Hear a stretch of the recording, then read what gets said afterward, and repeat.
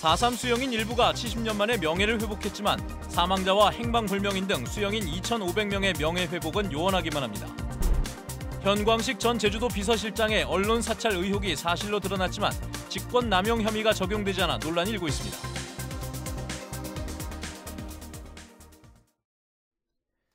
여러분 안녕하십니까. 뉴스데스크 제주를 시작하겠습니다. 4.3 당시 군사재판이 불법이라는 법원 판결에 따라 생존해 있는 4.3 수영인 18분은 70년 만에 명예를 회복하게 됐습니다. 하지만 사망자와 행방불명인 등 수영인 2,500명의 명예 회복이 아직 남아있는데요. 어제의 판결이 끝이 아닌 시작인 이유입니다. 김항섭 기자의 보도입니다. 4.3 수영 피해자들이 재단에서 분향을 하며 세상을 먼저 떠난 희생자들의 넋을 기립니다. 당시 19살 나이에 인천 형무소에서 10개월 동안 옥살이를 한 조병태 할아버지는 억울하게 누명을 쓰고 지내온 지난 세월을 돌이켜봅니다. 눈물이 납니다. 이렇게 많이 들어갔고 말로만 들었지 실물을 못 봤습니다. 법원의 공소 기각으로 범법자의 오명을 벗은 4.3 수영인은 18명, 4.3 도민연대는 나머지 생존 수영인 12명에 대한 2차 재심 청구 소송을 추진하겠다고 밝혔습니다. 이분들은 사실은 4.3 문제 해결 과정에서 상당 부분 소외됐던 분들입니다. 저분들의 그 응어러진 마음 또 4.3의 아픔을 씻는 하나의 계기가 됐다고 저는 보고 있습니다. 하지만 이들 생존 수영인을 제외한 수영인 명부의 2,500여 명은 대부분 행방불명되거나 사망한 것으로 추정됩니다. 개별 소송이 불가능한 2,500여 명의 명예회복을 위해 군법회의 판결 무효화와 희생자 배보상을 명시한 4.3 특별법 개정안은 3년째 국회에 발목이 잡혀 있습니다. 4.3 특별법 개정안에 지금 반영돼 있는 군사재판의 무효, 이것을 담는 그 규정, 그 특별법 개정안이 조속히 국회에 통과됨으로써 이것이 완결되지 않겠느냐 이렇게 생각을 합니다. 일부 수영 피해자들이 70년 만에 무죄 판결을 받았지만 나머지 수영인 2,500여 명의 명예회복의 길은 아직도 험난하기만 합니다. MBC 뉴스 김항섭입니다. 어제 4.3 생존 수영인들이 사실상의 무죄 판결을 받은 가운데 더불어민주당 여당 지도부가 4.3 특별법 개정에 최선을 다하겠다고 밝혔습니다. 홍영표 더불어민주당 원내대표는 오늘 열린 현장 최고위원회의에서 70년 만에 내려진 무죄 판결이라며 국회에 계류 중인 제주 4.3 특별법 개정안 통과에 최선을 다하겠다고 말했습니다. 오영훈 국회의원이 지난 2017년 발의한 4.3 특별법 개정안은 군사 재판을 무효로 하고 희생자 보상을 명시하고 있는데 당시 수영인 명부에 기록된 도민은 2,530명입니다. 4.3 수영인에 대해 사실상 무죄 판결이 내려진 것과 관련해 정부와 국회 수영인의 진정한 명예회복을 촉구하는 결의안이 제주도 의회에서 발의됐습니다. 더불어민주당 강성민 제주도 의원 등 12명이 발의한 결의안은 정부가 4.3 수영인의 범죄 사실을 폐기하고 학살 장소와 유해 처리 등 진상을 밝히며 국회는 4.3 특별법을 조속히 개정해 희생자에 대한 배보상과 군법회의 판결 무효화 등이 이뤄질 수 있도록 해야 한다는 내용입니다. 원희룡 도지사의 최측근이었던 현광식 전 비서실장의 언론 사찰과 여론조작 의혹에 대해서 최근 연속 보도를 해드렸습니다. 자, 근데 문제는 이 같은 의혹이 사실이라고 법원이 인정을 했는데도 직권남용 혐의에 대해서는 성립하지 않는다며 제대로 수사조차 이루어지지 않았다는 점입니다. 최근 이명박 전 대통령을 비롯한 고위 공직자들도 비슷한 이유로 유독 직권남용 혐의에 대해서만은 줄줄이 무죄를 선고받고 있는데 법조계 내부에서도 논란이 일고 있는 문제입니다. 조인호 기자의 보도입니다. 최근 징역 1년을 선고받고 법정 구속된 현광식 전 비서실장에게 적용된 법률은 정치자금법이었습니다. 현광식 전 실장이 조창윤 씨에게 지시한 재민일보와 관련된 비리 조사와 원희룡 지사에게 우호적인 여론이 형성되도록 인터넷 댓글을 게시하는 업무는 정치 활동인 만큼 그 대가로 현 전 실장이 지인에게 부탁해 조 씨에게 지급한 돈은 불법 정치자금이라는 것입니다. 하지만 정작 정치자금법을 위반한 핵심 동기였던 언론 사찰과 여론 조작 혐의는 경찰 수사 단계부터 처벌할 법률이 없다며 입건조차 되지 않았습니다. 언론 사찰과 여론 조작은 도지사 비서실장의 직무에 해당하지 않기 때문에 남용할 권한도 처음부터 존재하지 않아 직권남용죄를 적용할 수 없다는 논리입니다. 이명박 전 대통령도 다스의 미국 소송의 공무원들을 동원했다는 직권남용 혐의에 대해서는 대통령의 직무와는 관계없는 개인적인 일이라는 이유로 무죄를 선고받았습니다. 정경련이 보수단체에 자금을 지원하도록 압박한 김기춘 전 청와대 비서실장과 조윤선 전 정무수석도 자신의 본래 직무와는 관계없는 일이라며 직권남용 혐의에서만은 줄줄이 무죄를 선고받았습니다. 직권을 넘어선 월권에 대해서는 처벌하지 않고 있는 것입니다. 목적도 불법적이고 수단도 불법적이었는데도 불구하고 무죄가 되는 이상한 현상이 나타나기 때문에 형법의 일부 개정이 필요하다는.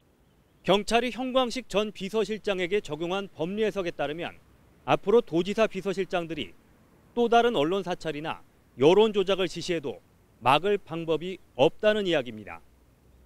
그래서 이번 사건은 고위공직자들의 권력 남용과 불법 행위를 감시해야 할 법률과 사법기관들이 제대로 작동하고 있는지 의문을 갖게 만드는 사건이기도 합니다. MBC 뉴스 조인호입니다. 일제강점기에 옥살이를 하는 등 형벌을 받은 제주 출신 독립운동가들의 명단이 확인됐습니다.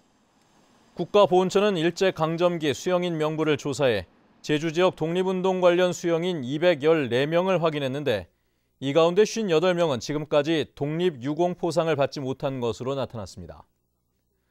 제주 지역 미포상자들의 형량은 징역 1년 이상이 30명이었는데 보훈처는 확인 작업을 거쳐 독립유공자로 포상할 계획입니다.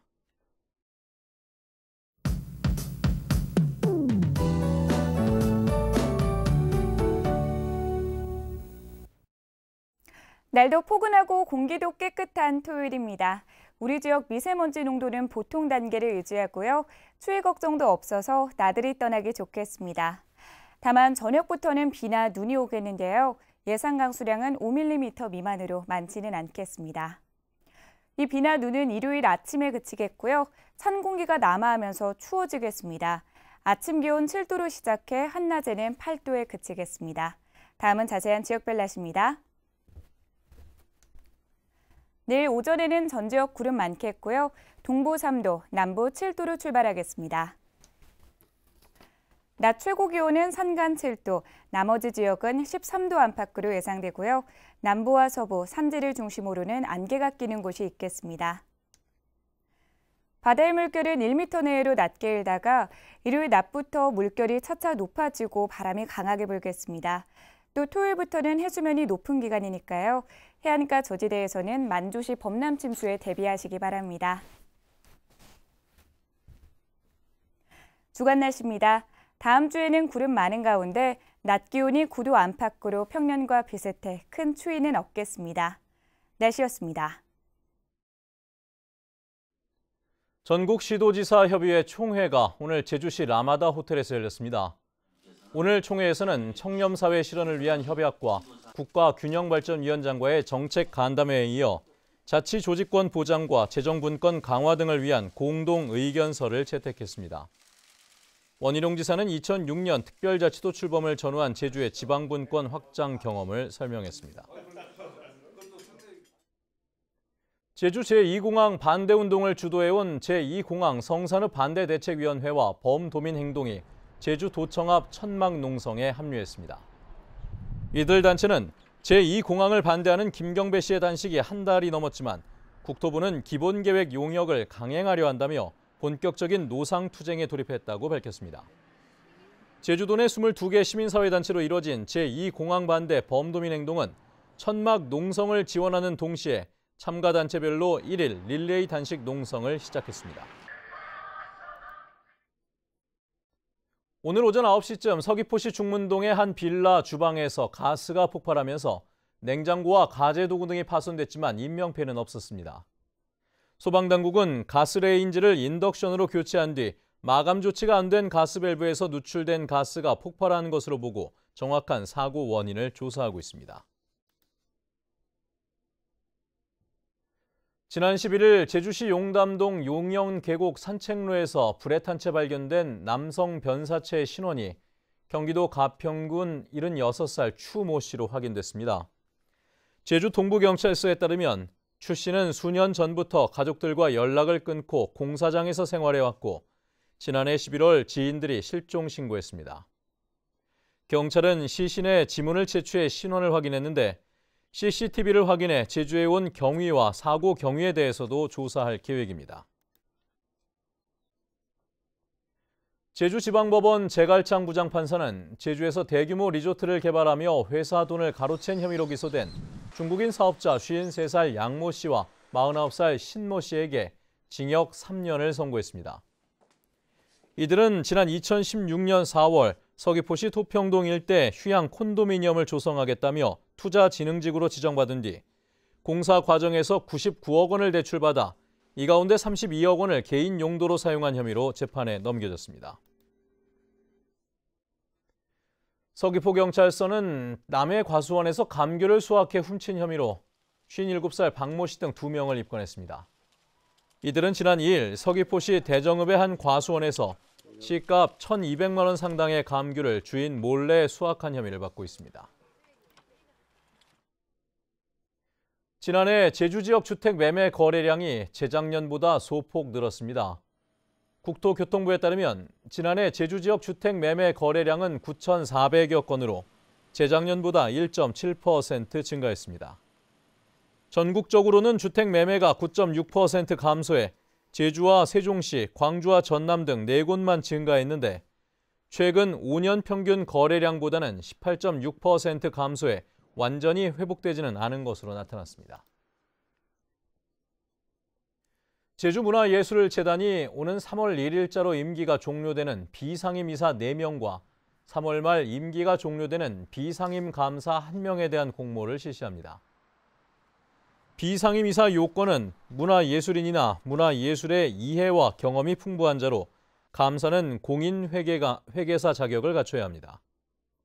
공모 신청은 다음 달 11일까지며 임원 추천위원회가 복수의 후보자를 추천하면 도지사가 최종 임명하게 됩니다. 뉴스데스크 제주였습니다. 행복한 주말 보내시기 바랍니다. 고맙습니다.